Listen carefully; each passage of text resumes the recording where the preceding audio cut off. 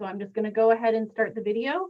And at the end, we will have a Q&A session and to have a live discussion together. So I will start the video shortly. Just want to let people know that this is being recorded. And I'll see you after the video as soon as I get this shared.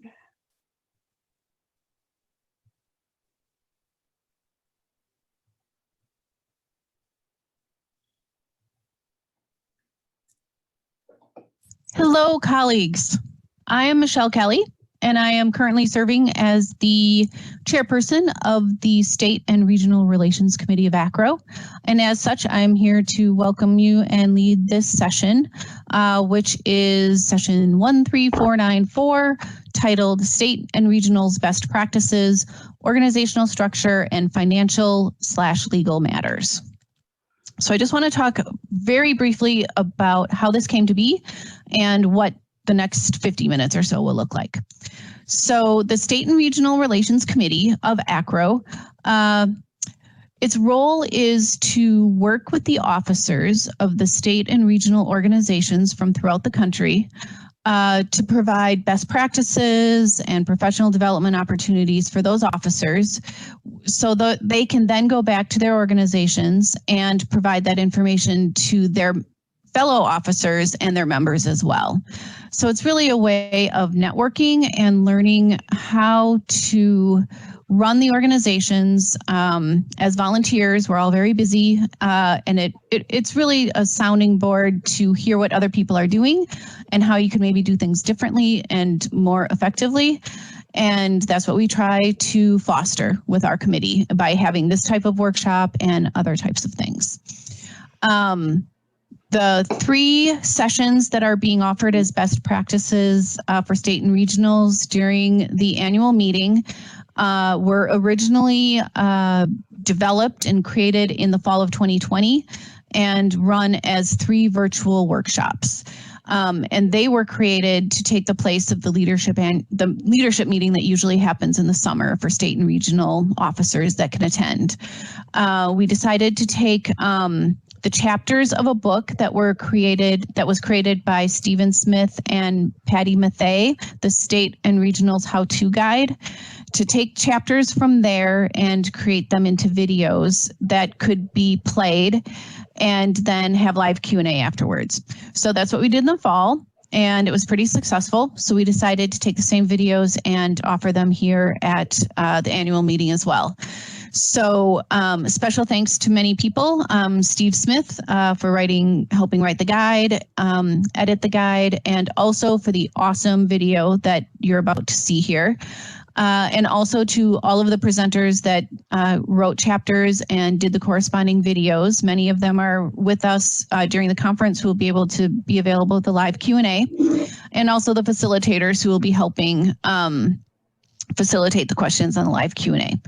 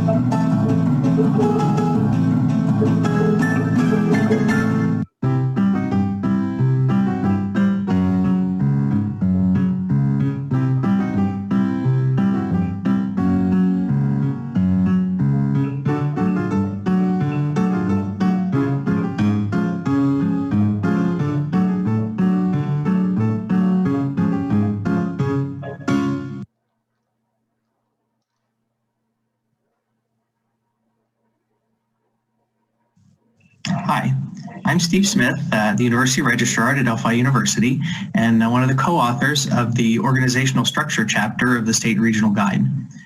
The second co-author of this chapter is Amy Gleason, who is Assistant Registrar for Compliance and Reporting at Duke University. The Organizational Structure chapter has sections that discuss mission, vision, and values, committees, sponsorships, honors and awards, Constitution and Bylaws, and nominations and elections. There are also 3 sections regarding the Board of Directors, board composition, board meetings, and the terms and duties for the board members. Amy and I researched the websites of the 29 state and regional associations to gather the information to help us determine the best practices for each of these topics. The Constitution and Bylaws are the documents which govern the association.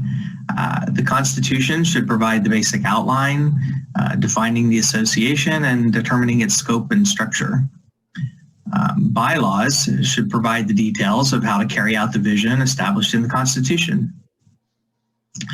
This section of the guide describes the sections that should be in these documents and gives examples from the associations all around the country. For example, constitutions should identify the organization and define its purpose.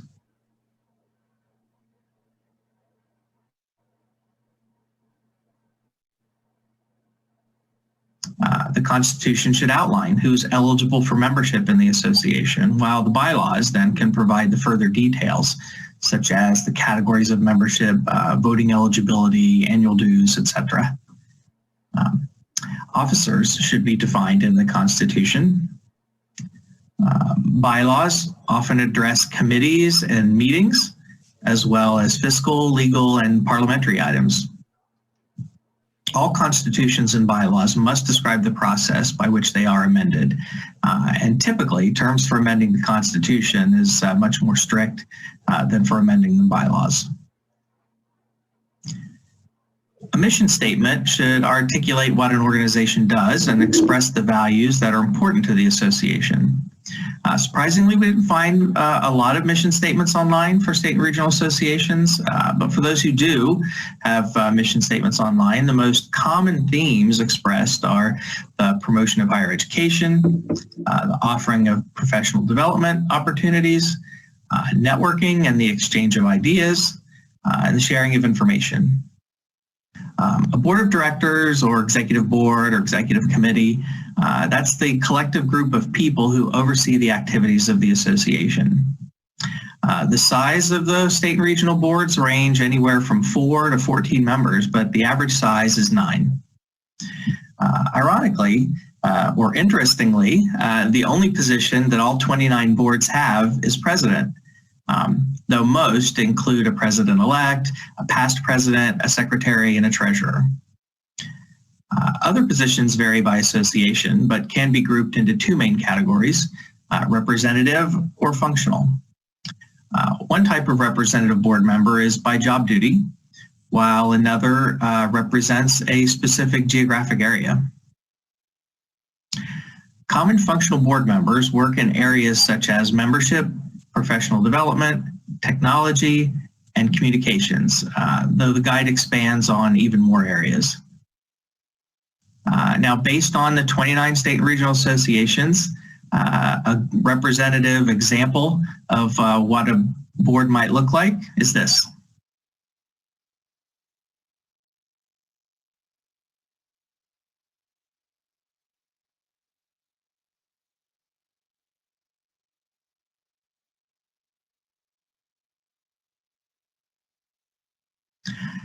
This section also talks about the typical length of the terms of board members and some of the duties of most of the most common board member positions, as well as some best practices regarding meetings.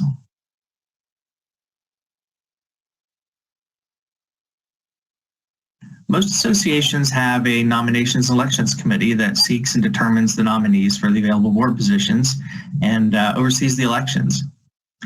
Quite often we found the committee is chaired by the past president, though the guide describes some variations as well as the manner in which other members of the committee are usually chosen. Committees play a vital role to the association. In addition to the nominations and elections committees, we found that the most common committees deal with conference planning, although that's often split as separate local arrangements and program committees, corporate sponsorships, budget or an audit committee, archive or history, professional development, technology, communications, high school relations, and honors and awards. While much of the support for state and regional association comes from the dues that members pay, many associations rely heavily on corporate sponsorships. The guide gives a few more details on sponsorships that vendors make to either the association or for the annual meeting. Because the state and regional associations rely almost exclusively on the work of the members who volunteer to serve the organization, it's important to recognize those commitments with honors and awards. These can come in the form of certificates and plaques to the members who serve on the board, special awards that are given to members with distinguished or exemplary service, and special awards for new members or young professionals or emerging leaders. Sometimes state and regional associations have named these awards in honor of former members. So that's the organizational structure chapter. And on behalf of Amy and myself, we hope that you find this and all the chapters of the State and Regional Guide helpful as you lead your organizations.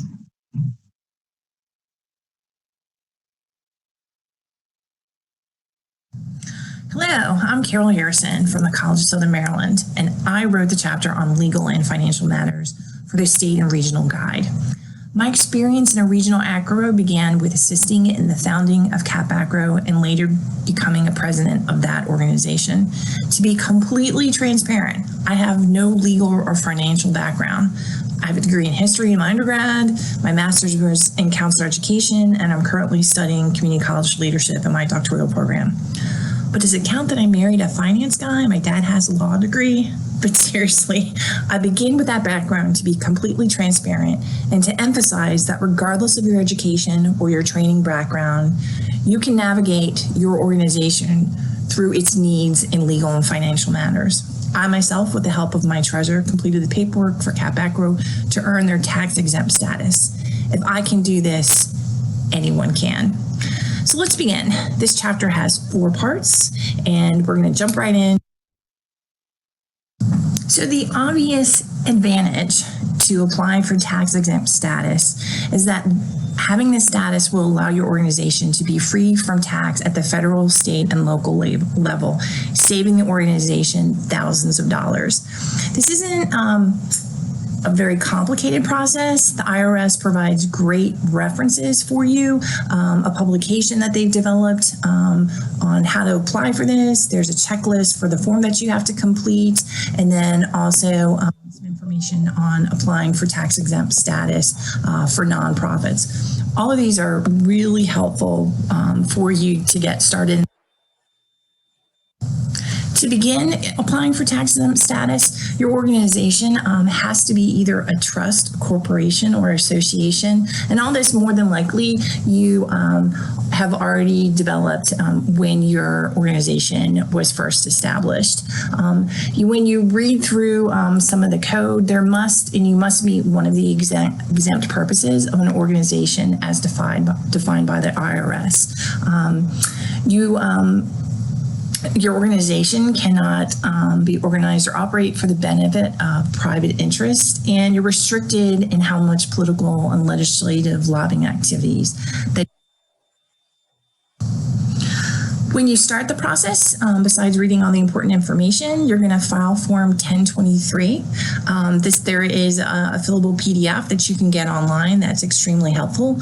Along with completing the Form 1023, there's additional information you must submit with the form: your employer identification number, articles of incorporation, trust agreement, your articles of association, Constitution, bylaw, or other similar organizational documents, your purpose and dissolution clause verification, and authorized representation verification. All these things, I'm sure your organization. So once you have earned that tax exempt status from the IRS, of course, what's your next step? Required tax filings. And that's the next part of the chapter. It's important that you file your taxes every year. We all know this as an individual. Just like as an individual, if you don't file your tax returns, you will be assessed penalties. So it's definitely something you want to put on your to-do list for your treasurer. There are 3 different forms that you need to file with the IRS yearly. Which form you choose depends on the gross receipts and total assets of your organization. And there are 3 different forms that you may complete depending on your status. Also, the due date for this form depends on which form you complete. And also don't forget when putting your tax filings together that an exempt organization must make your Form 900 series available for public inspection. So the next part of the chapter talks about insurance. And as an officer of an organization, I highly recommend that you consider insurance because it's important and prudent that you protect yourself. And also as an officer, expect the unexpected. And purchasing insurance will cover any issues that could result in possible losses to your organization. So there are 2 different types of insurance that I think you should take a look at. One is called general liability insurance or commercial general liability. The other is director and offices liability. The general liability insurance policy covers typical things like bodily injury, property damage that occurs on your property or happens as a result of the operations of your organization. This policy will cover someone else's property also if there's damage to the site because of your nonprofit.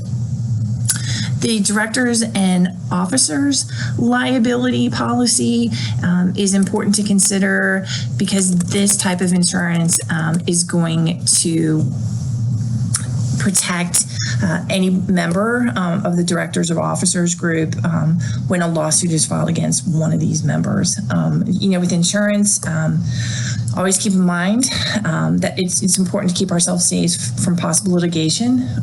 Insurance isn't costly. At the time I was researching for this chapter, you're looking at anywhere from about $350 to $500 a year. So well worth the consideration for your organization. And it's very easy to find this. You just do a Google search on nonprofit insurance and you'll get tons of hits. And that's what I did when I looked into insurance for Cap Acro a few years ago. It was very easy, and the nice insurance person walked me through and recommended what I should take. So please look into that for your organization. The last part of the chapter gives you some information on intellectual property. And there are 4 different areas of law when it comes to intellectual property. That is patents, trademarks, copyright, and trade secrets. These type of intellectual property provide property rights to inventors, and it also protects the inventor from infringement and other unauthorized use and misuse of your creations. So patents offers the owner the right to exclude others from making, using, or offering for sale or selling the invention. Patents are usually valid for 20 years. The owner can grant a license to others to use it for the invention, typically for a fee. A good example of a patent is the iPhone. Wouldn't have been great to have invented that. The next type of intellectual property is the trademark. A trademark is any word, name, symbol, or device which represents a company or a product. A good example of a trademark is a slogan such as McDonald's, I'm loving it. Next is copyright, is a form of protection granted to an author, which is a tangible form of expression rather than, an idea or subject matter of itself. Copyright protection lasts for the lifetime of the author, plus 70 years. An example of a work that is protected under copyright law is any musical work and the accompanying words. Lastly, a trade secret is a proprietary or business-related information that a company or individual uses and has exclusive rights to. Popular examples of trade secrets include the recipe for Coca-Cola or the formula for WD-40. So that is all about legal and financial matters. I hope that these highlights are going to be helpful for you as an officer in your state or regional ACRO association. Good luck in your service to your organization. I know it was a great experience for me, and I hope you find it very rewarding also.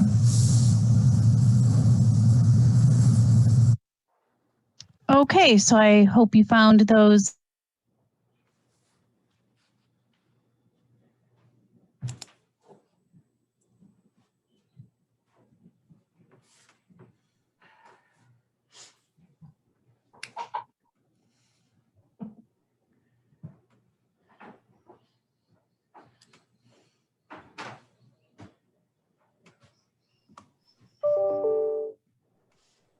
Michelle, I wasn't sure if you were in the middle of saying something, but you were muted. Sorry, you're still muted. Okay, sorry everybody, sorry about that. Okay, so now is the time for the Q&A. And what I really want to do is open it up for people who may have questions. I know that sometimes when people come to sessions like this, they have very specific questions they're hoping to get to. So I want to be respectful of those folks who may have those questions and try to get you answers. So if any of you have those questions, you can type them in the chat, or you can raise your hand and I'll try to assist you.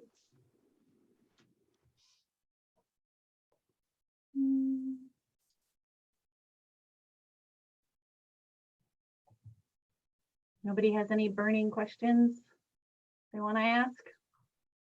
No? I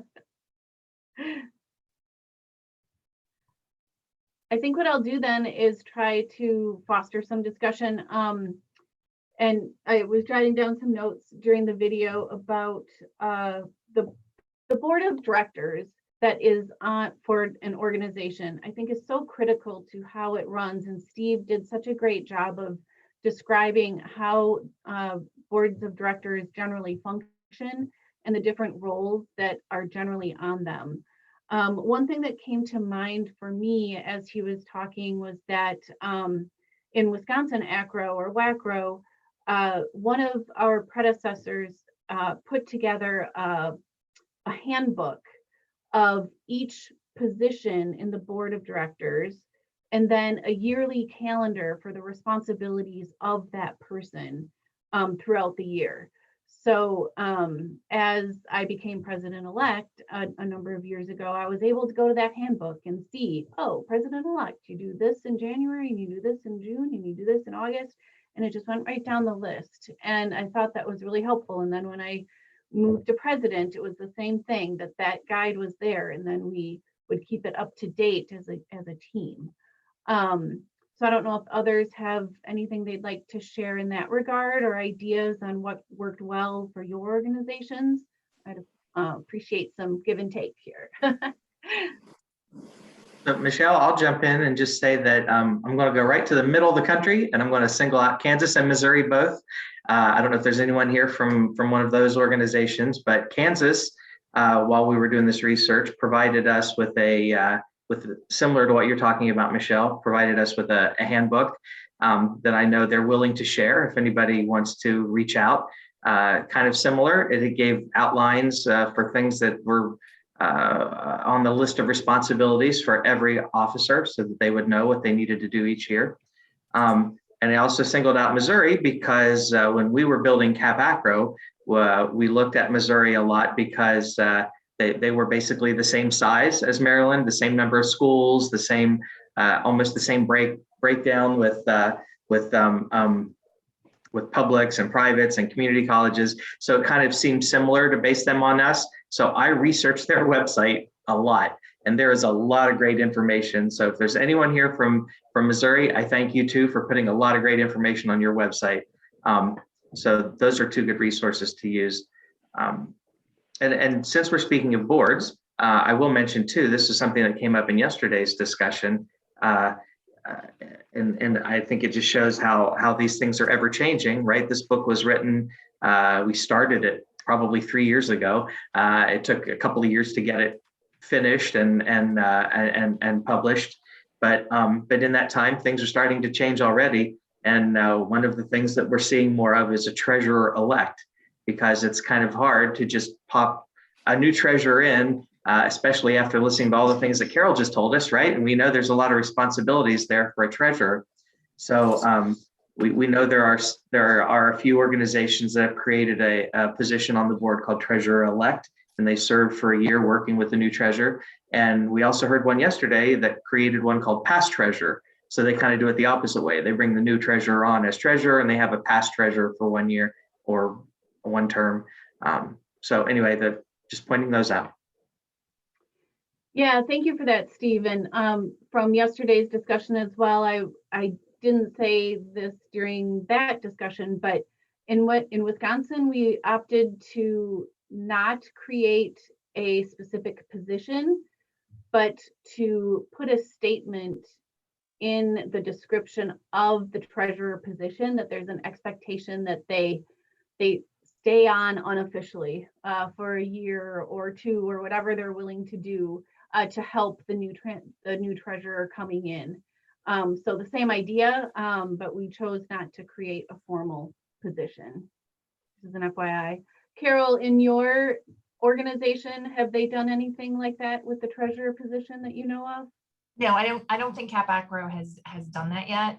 But I definitely think that's a fantastic idea, because that role is key, and there's a lot to learn and know, and having to change accounts and signatures is something that isn't easy. At least it wasn't in Maryland when we were doing it. So I think that is a great addition and idea to think about for organizations. Excellent. Thank you, Sheena.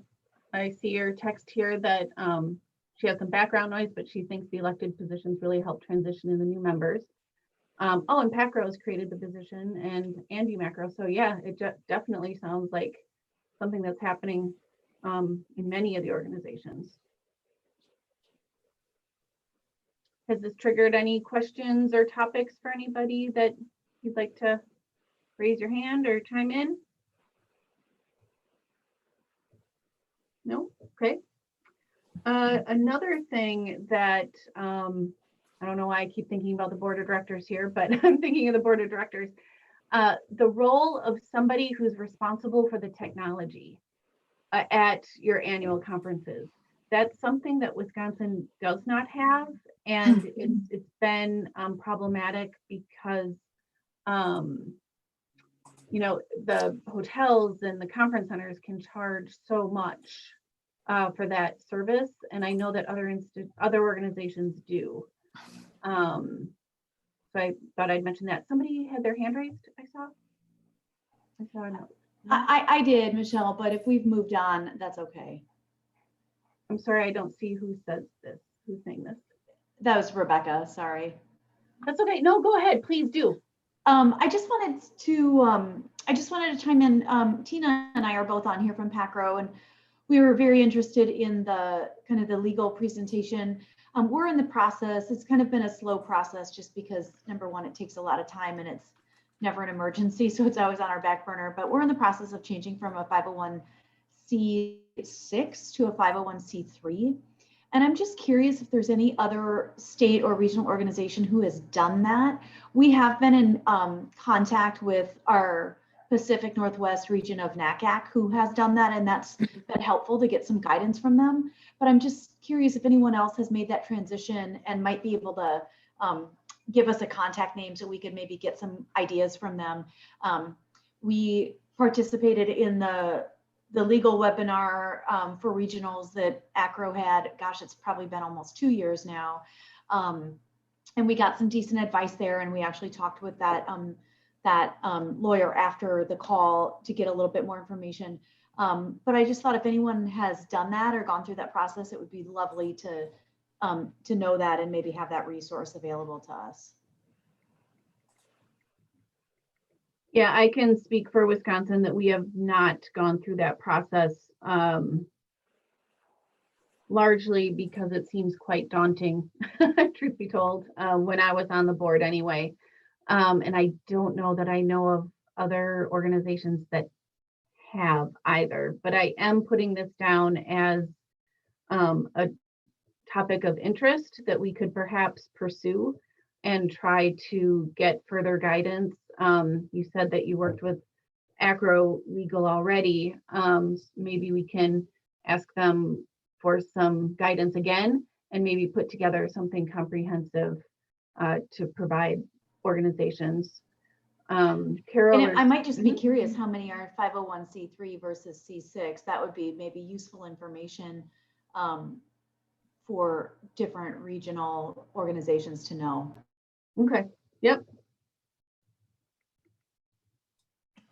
I know we were 501c3 because I applied for it when I was president of Cap Acro. And at that point, excuse me, we were just using the document to and crossing our fingers we were doing it correctly. Through my research, I've found the website to be extremely helpful, but that was more for applying it for the first time, not, switching different statuses. So that website is helpful, but for what you're going through, I don't know if it would be as good of a resource as it would be if you were doing it for the first time. Thanks, Carol. I'll see what else I can find and try to communicate with everybody on this call now with what I can glean from others on how we could get some information in that regard. And Sarah comments in the chat that and joint conferences when one organization has it and the other doesn't can be hard. Oh, yeah, I can't imagine. That sounds very challenging. Anything more you want to add to that, Sarah? Well, we're planning UMACRO and WACRO are planning our joint conference for this fall together right now. And I'm the president of UMACRO right now, and it's difficult on our tech and comm person when WACRO has just a different organizational setup, and it's great. Neither one of them is right and neither one of them is wrong, but it is difficult in scheduling, but it's also difficult in the, okay, we have Zoom licenses, we have Zoom rooms, we have this, we have that, we can do a lot of the tech stuff, but then when you break out into several different rooms or, you have different constituencies that need help, it's really hard to then ask that of another organization who doesn't have that and then place the burden on the rest of their committees. So WACRO you guys have been amazing in trying to help us figure out how we're going to move forward to have it be a joint conference and not have it, UMACRO with a side of WACRO or vice versa. But it's difficult to try and figure that out. And that's something I think would be really great is if other folks are having joint conferences across the country, with neighboring organizations, how do you do that? Is there best practices for that? Because we only have ever partnered with WACRO as far as I know. I've only been with the organization, this is my 6th year. But maybe we want to go to NACRO and, is there a best practices guide for that? And if there's not, maybe we should make one. Excellent idea. Are there others who have joint conferences like Sarah's explaining with WACRO and UMACRO? Or is it, Hope Reynolds was talking about how they have a regional conference and their state conference as well. That's a little different. A regional may have more than 2 organizations in it. And I know that SACRO has a large regional one as well, right? they're a little different probably than just a 2-organization endeavor.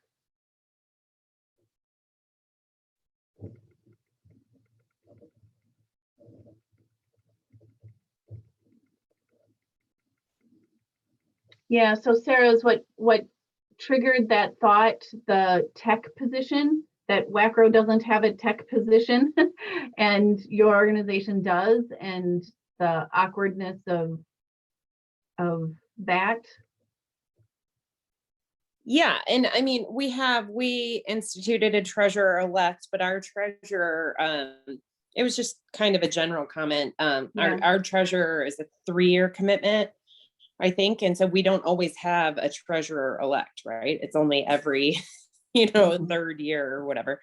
And my comment was more on the general, that sometimes it's difficult, the structures being different, and all of the different ones are difficult, like because UMACRO, for example, is also a regional organization. We cover North Dakota, South Dakota, Minnesota, Iowa, and parts of Canada, whereas WACRO is the state of Wisconsin. And there are very big reasons for that, not the least of which is population and saturation of an institution, but it's also travel restrictions. It's also, all of these different things. So it would be interesting to, kind of explore those differences and how they make things difficult, but how they also make things that much more rich, right? So Right. just a general, Mhm. it's interesting. The organizations that make up ACRO are very unique and interesting. And it would be nice if there were more information on that in some centralized location, just for those inquiring minds also. Yeah, I know it's Just an hard. idea. I know that ACRO has wants to keep a comprehensive list of all of the organizations and who the boards of directors are and how they function, and who's 503c and who's not, and things like that. And I think it's a challenge to keep up with all of the changes, because all of our boards of directors are constantly changing, right? So keeping up with it is a challenge for them, which I can appreciate. But you're Yeah, me right, too. it would be nice. Yeah. It could be, that's a very idealistic idea, right? Like, Yeah, I know. yes, it might be nice. It would also be nice to have flying cars, but we don't Right. have that. So we're working with what we've got, right? And I think it's the nature of the volunteer organizations and how busy everybody is, and they have the best of intentions, but it's hard for people to remember to go send that email to the ACRO folks in this month or whatever with the new updates. Absolutely. I was in no way meaning to put anybody right. down. Just Oh no. pipe dream, pie in the sky. If we could have it, that would be awesome, knowing full well we can't. Absolutely. Yep.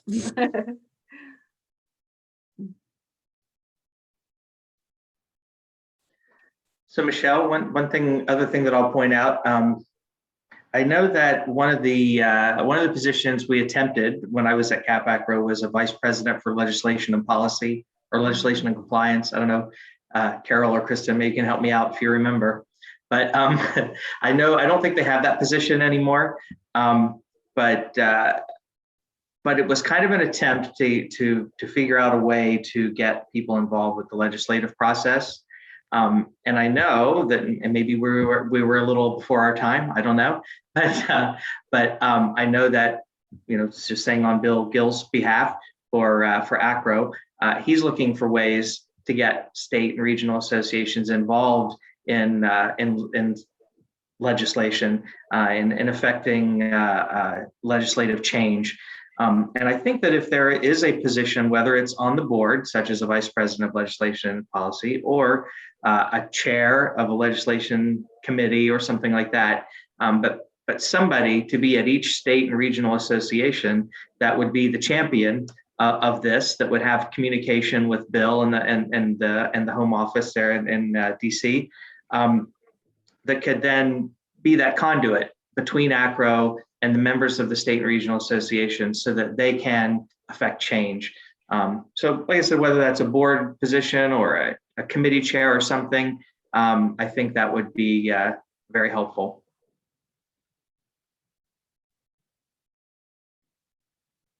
Thank you. Yes, I agree. I know, speaking just for our organization, we have somebody in that type of position. I'm not even sure of what the title is, and this individual has been assigned to it for years and years, and the person really doesn't, it's not effective. I wish I could report otherwise, but it's not. It's such a great idea, and William Gill has such good ideas. It would be great to foster that kind of thing.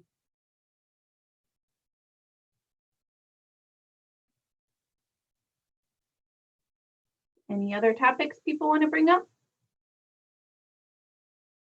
Not a board member, Chris, in Illinois.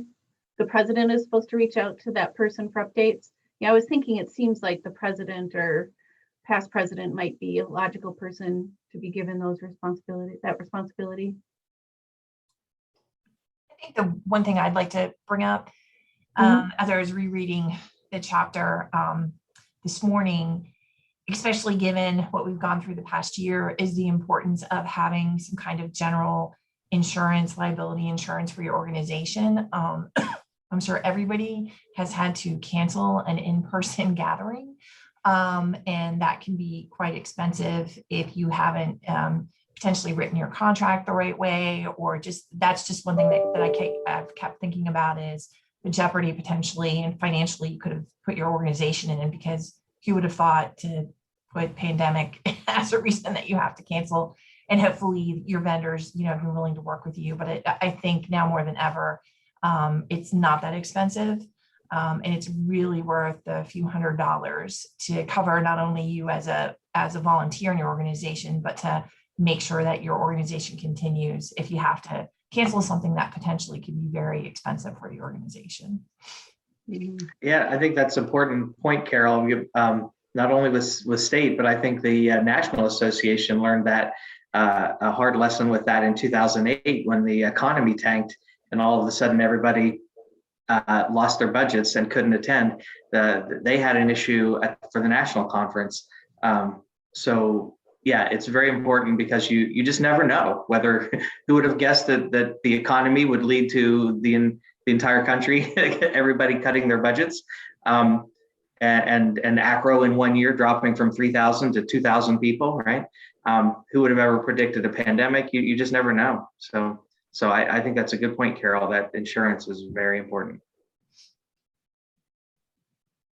Yeah, I was thinking, Carol, that reminds me, looking forward to the next year in the programming that the State and Regionals Committee can provide. I've been thinking that maybe lessons learned from our first virtual conference workshop brainstorming thing might be helpful for folks.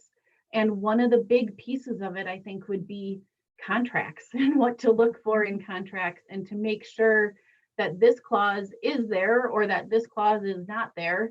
Because I know that we almost got stuck with a huge bill as well with our resort contract. So that would be one of the big takeaways, I think, if we were to have that type of session. So thank you for bringing it up. Yeah, and this isn't just a this year issue like it was in 2020 or 21. Who knows what travel restrictions we're going to continue into the future for the next couple of years. People, not feeling comfortable being in large gatherings. It just depends on how everybody. I just don't know what the behavior is going to be. 6 months from now, a year from now. So it's definitely something to continue. And I think it's a great idea for more guidance for state and regionals. Mm-hmm.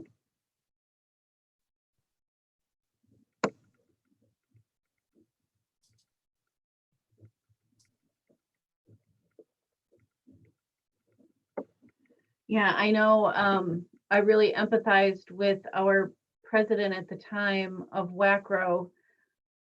He was like, well, I'm the one that signed that contract. I just, I didn't, read the 18 pages, and I really felt badly for him in trying to figure out what was going to be done.